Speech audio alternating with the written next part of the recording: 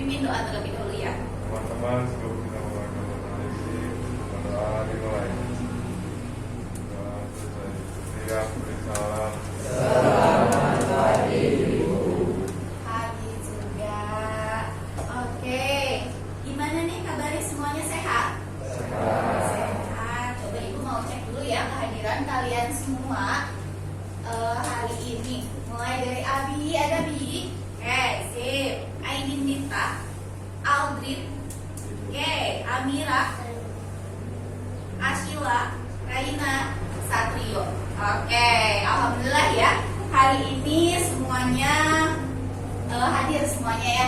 Oke, kalian coba cek kanan kiri kalian di bawah, ada sampah nggak?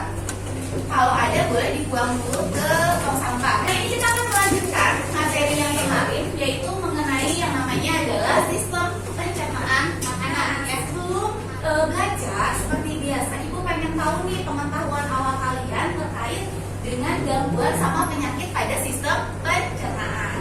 Jadi sekarang kalian boleh buka handphone kalian, ya. Kalian coba search Nearpod. Kalian silahkan joinnya di sini. R5KNH. Nah, di sini di atas ada nih. R5KNH. Banyak ya. Saya mulai start aja ya gamenya. Kalau yang ada kesulitan buat masuk, kalian boleh nanti tulis jawaban di Oke. Jadi yang poinnya paling besar untuk pretest ini ada Nur Maria disusul sama Fakti, lalu ada Anis. Oke. Kalian coba lihat nih gambar yang ada di depan, video berjalan yang ada di depan ini. Oke. Coba ibu mau tanya, menurut kalian yang lebih sehat itu kanannya ibu atau kirinya ibu? Kiri ibu. Oke, coba Bevin, kenapa kirinya ibu lebih sehat? Karena Lebih banyak isinya, katanya boleh. Tapi sekarang ibu tanya lagi sama Bevin. Bevin, kira-kira di antara dua ini nih, walaupun yang sana lebih sehat, jujur, mana yang lebih sering kamu makan? Yang kirinya ini. Oh, kanan ibu. Oke, yang ini ya. Asila, coba, bagus gak? Kalau kita banyak makan makanan yang seperti ini? Hah? Enggak. Kenapa enggaknya, Nak? Kayak banyak gula, lemak. Oh, nanti banyak lemak yang menumpuk. Kalau misalnya lemak banyak yang menumpuk, apa yang terjadi? Kenapa Novita? Bisa terjadi yang namanya obesitas. Dan ketika seseorang sudah mengalami obesitas, apa yang terjadi? Pasti akan merembet ya ke penyakit-penyakit yang lainnya. Oke. Nah, jadi ibu harapkan dari pembelajaran hari ini, nanti setelah kalian belajar, kalian bisa lebih tahu lagi nih macam-macam dari gangguan pada sistem pencernaan itu apa saja, dan dia disebabkan oleh apa saja. Apakah semuanya disebabkan oleh pola makan atau mungkin ada hal lainnya gitu ya. Nah, yang berikutnya adalah ibu pengen memperlihatkan kalian apa sih tujuan pembelajaran untuk hari ini. Jadi yang pertama itu melalui diskusi kelompok. Jadi nanti kalian akan berdiskusi. Kalian itu satu bisa menjelaskan minimal 3 macam gangguan atau penyakit katanya pada sistem pencernaan dengan benar. Bagaimana sih langkah-langkah pembelajaran yang akan kita lakukan? Ya, jadi hari ini kita akan melakukan yang namanya adalah pembelajaran dengan model PBL yang berbasis TIPEX sama scientific gitu. Apa sih Bu itu tuh ya? Jadi PBL itu adalah problem based learning ya. Jadi langkah-langkahnya itu adalah seperti ini. Nanti di awal ibu akan memberikan kalian suatu masalah ya, suatu kasus. Selain itu juga kalian juga selama proses kegiatan ini akan dinilai ya. Penilaiannya penilaian autentik. Jadi ada 3 nih, mulai dari penilaian sikap, penilaian kognitif, sampai nanti ada penilaian yang satu lagi itu adalah penilaian keterampilan. Oke, kalian boleh di sini mengamati gambar-gambar katanya di bawah ini ya. Jadi ibu ada punya 3 kasus nih. Kasus yang pertama itu adalah mengenai kasus gigi berlubang yang banyak dialami warga di Blora katanya. Kemudian kalau yang B itu adalah kasus mengenai Irfan Hakim yang dilarikan ke rumah sakit usai makan keripik pedas dengan karbohidrat. Nah, jadi kelompok 1 dan kelompok 2 kalian silahkan mengamati mengenai kasus gigi berlubang. Oke, kalian baca artikelnya. Kemudian buat itu dulu. Kemudian kalau yang kelompok B itu kalian lihat ya, kasus Irfan Hakim itu untuk kelompok 3 sama kelompok 4. Kelompok 3 itu kelompok apa? Rujak cingur. Yang keempat pempek. Oke.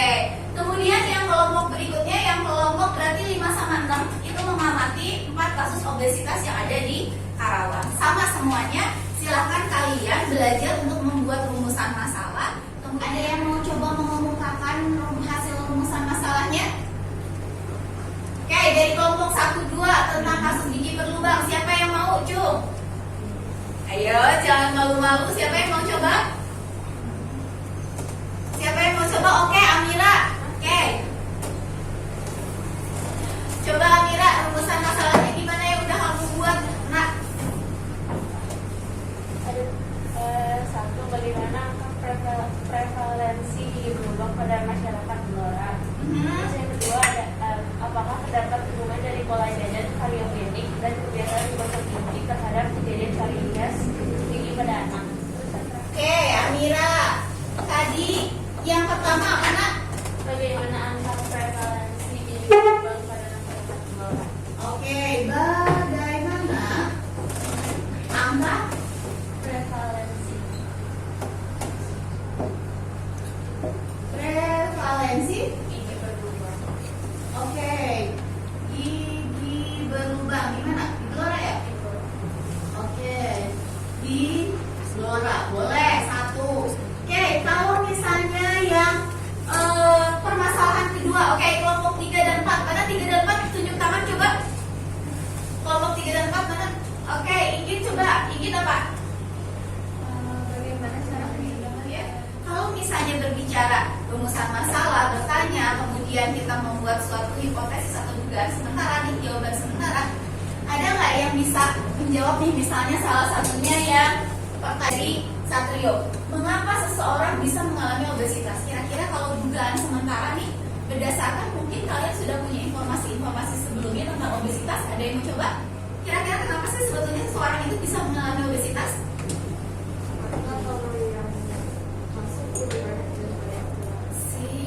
Jadi kalau misalnya kita buat hipotesis mungkin bisa lebih lengkapin, seseorang bisa mengalami obesitas karena jumlah kalori yang masuk lebih banyak dibandingkan dengan jumlah kalori yang keluar. Seperti ada. Ya. Kalian silakan mulai melakukan diskusi kelompok ya. Jadi kalian nanti boleh berpindah sesuai dengan grup yang udah sama saya share. Kemudian kalian mulai berdiskusi ya. Kayak kalian diskusi, di situ tentukan rumusan masalah mana yang mau diambil, hipotesisnya mana apa. Kemudian kalian mulai buat juga poster. Karena waktu kita nggak banyak, cuma 20 menit ya untuk pengerjaannya. Jadi kalian harus pintar untuk arrange tugasnya, bagi-bagi tugasnya harus pintar-pintar. Ya, siapa yang bagian ini, siapa yang bagian ini. Oke? Selama kegiatan berdiskusi, kalau misalnya memang ada yang mau ditanyakan, boleh nanti langsung ditanyakan. Oke? Ada yang mau ditanyain dulu? Tidak ada? Oke, gimana Kai? Kalau misalnya rumusan masalahnya minimal berapa? Boleh buat. Kalau misalnya hipotesisnya kan berdasarkan dari rumusan masalah, misalnya ada 2 pertanyaan, berarti hipotesisnya Dua. Siap, ada lagi? Tidak ada? Oke, kalau tidak ada, boleh silakan mulai berkumpul bersama kelompoknya masing-masing. Lengkap. Oke, kamu boleh bantuin ya cari Bagi tugas saja. Bagi tugas.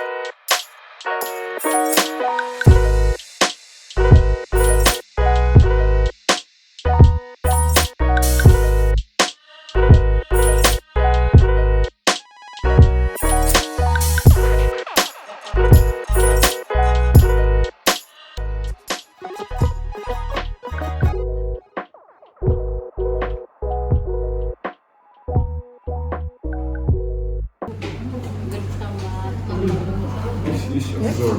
Is assumed. Tapi terdapat Iya, banyak yang bilang itu sama karena gejalanya itu hampir sama. Nak. Cuman kamu garis bawahi aja antara mah sama si GERD aja. Jadi udah bisa ambil dua nih, mah sama GERD. Itu perbedaannya apa? Itu jelas. Udah ketemu belum perbedaannya? Coba lihat. Dua-duanya sama-sama mual, muntah, nggak enak perut, tapi ada perbedaannya. Coba cari perbedaan mah dengan GERD.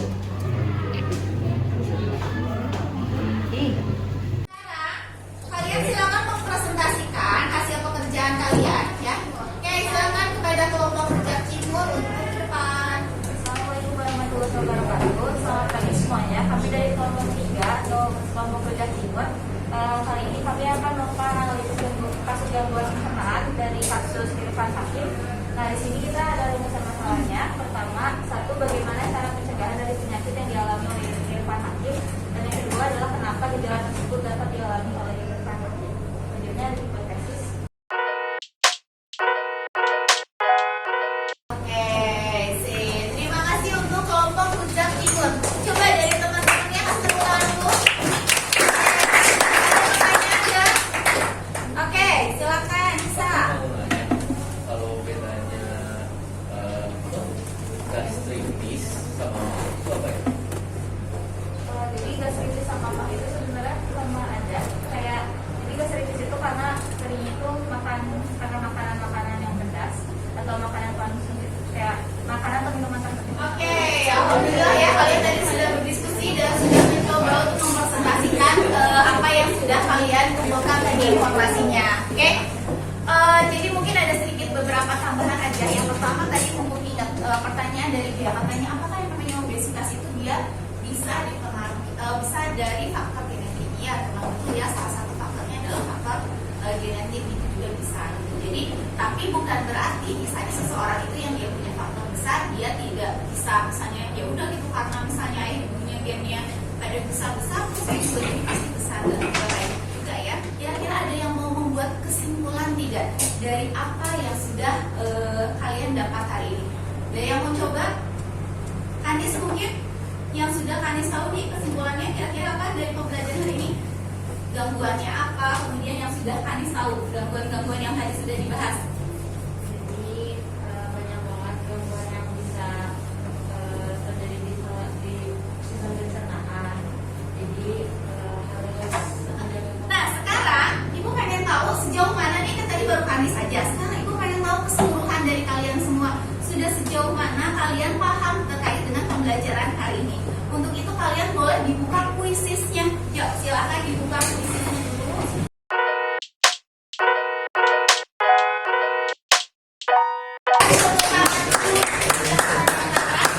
Yang lain nanti saya coba cek ya. Mudah-mudahan semuanya nilainya di atas KKM semua ya. Oke. Bagaimana pendapat kalian tentang pembelajaran hari ini? Dengan cara kalian berdiskusi, kemudian kalian presentasi. Gimana? Menyenangkan? Oke, Satrio gini-gini tuh apa? Menyenangkan. Yang aja mungkin hari ini. Terima kasih untuk semuanya. Saya ingatkan lagi pertemuan berikutnya karena kita materinya sudah selesai. Berarti pertemuan berikutnya kalian silahkan mempersiapkan diri untuk penilaian harian. Okay? Ya, itu saja mungkin untuk hari ini. Sekali lagi terima kasih. Mohon maaf jika ada salah-salah kata. Kita tutup dengan ucapan alhamdulillah. Alhamdulillah. Terima kasih. Assalamualaikum warahmatullahi wabarakatuh. Dadah.